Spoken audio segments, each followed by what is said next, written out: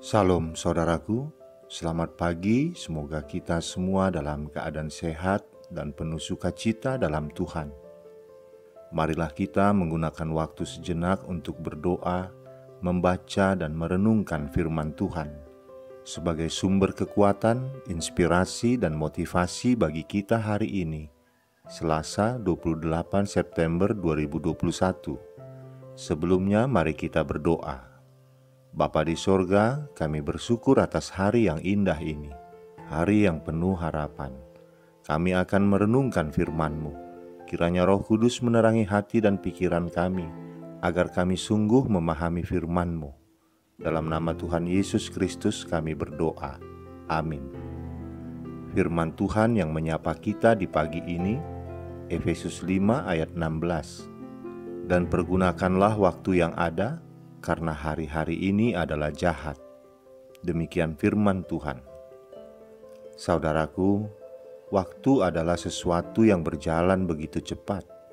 Tanpa kita sadari, waktu terkadang mendahului kita.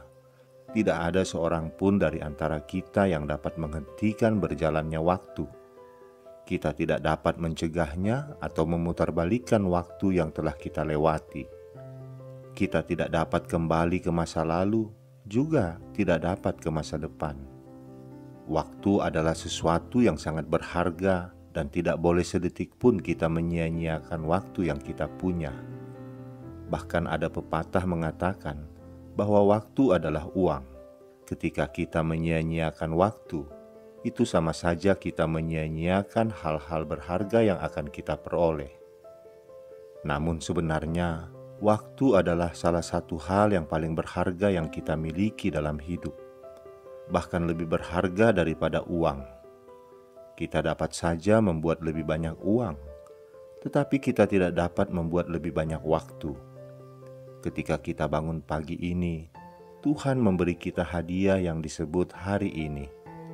Seiring dengan hadiah yang Tuhan berikan, ada juga tanggung jawab menyertainya. Oleh karenanya Paulus mengatakan agar kita menggunakan waktu yang ada dan belajar untuk menggunakan setiap kesempatan. Jangan menyia-nyiakan waktu yang Tuhan berikan. Jangan kehilangan fokus, tidak merasa bahagia, tidak ada semangat hidup. Manfaatkan hari-hari yang Tuhan telah percayakan untuk kita. Tuhan telah memberikan potensi di dalam diri kita. Kita memiliki benih yang luar biasa yang tersimpan di dalam diri kita. Kita adalah orang yang terpilih dan ditetapkan Tuhan, serta memiliki tugas dan tujuan untuk memenuhinya. Saudaraku, firman Tuhan hari ini mendorong kita untuk mengevaluasi bagaimana kita menggunakan waktu kita, memfokuskan kembali hidup kita, agar kita melepaskan gangguan-gangguan yang mencoba menghalangi tujuan Tuhan dalam hidup kita. Berhentilah untuk mengasihani diri sendiri, lepaskan kekecewaan masa lalu, dan jalankan hidup kita dengan tujuan. Hati-hati dengan bagaimana kita hidup dan menggunakan waktu, sehingga kita dapat memenuhi tujuan hidup yang Tuhan telah siapkan untuk kita. Hari-hari yang kita lalui adalah jahat. Hari-hari yang telah kita lalui tidak dapat kita ulang. Ketika kita telah melakukan suatu kesalahan, hal yang dapat kita lakukan hanyalah menyesalinya. Oleh sebab itu kita harus mempergunakan waktu yang ada dengan sebaik-baiknya agar kelak tidak ada penyesalan dalam diri kita. Ketika kita bisa menggunakan waktu dengan baik, kita dapat menjadi berkat dan contoh bagi orang lain. Misalnya ketika orang lain selalu melihat kita datang terlambat atau tidak tepat waktu dalam mengumpulkan suatu tugas, apa yang akan orang lain pikirkan? Tentu saja orang lain akan beranggapan buruk. Oleh sebab itu, marilah kita mempergunakan waktu yang kita punya dengan sebaik-baiknya, agar kita bisa menjadi contoh dan berkat bagi sesama. Mempergunakan waktu dengan sebaik-baiknya dalam kehidupan sehari-hari sangatlah sulit. Oleh sebab itu, kita juga harus mengatur setiap kegiatan yang kita punya. Atur berdasarkan prioritasnya. Jangan sampai kita meninggalkan suatu tanggung jawab yang penting hanya karena kita tidak dapat mengatur waktu.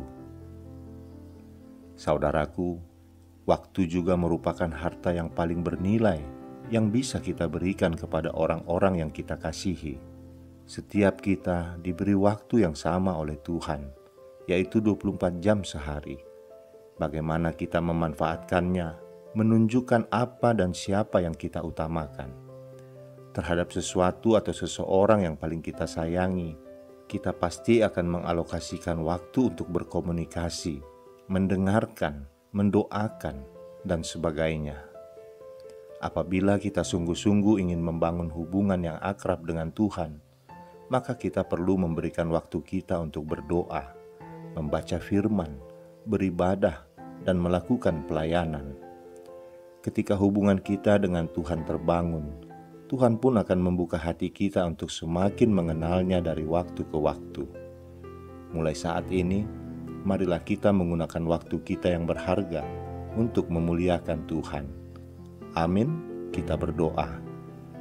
Bapa di surga, terima kasih atas firman-Mu ini, yang mengingatkan kami agar tidak menyia-nyiakan waktu yang telah Kau berikan kepada kami, sebagai hadiah yang berharga, yang tidak bisa dinilai dengan barang yang fana. Kiranya Engkau memberikan kami semua hikmat, agar kami menggunakan waktu yang Kau berikan untuk hal-hal yang berharga dalam hidup ini, terutama untuk melayani-Mu di dalam kehidupan kami. Ingatkan kami selalu untuk memberikan waktu kami untuk-Mu Bapa, melalui ibadah pribadi maupun bersama dengan saudara-saudara kami, melalui pelayanan-pelayanan yang bisa kami lakukan. Terima kasih Bapa. Di dalam nama anak-Mu Tuhan Yesus Kristus kami berdoa. Amin. Selamat beraktivitas saudaraku. Tuhan memberkati. Salam.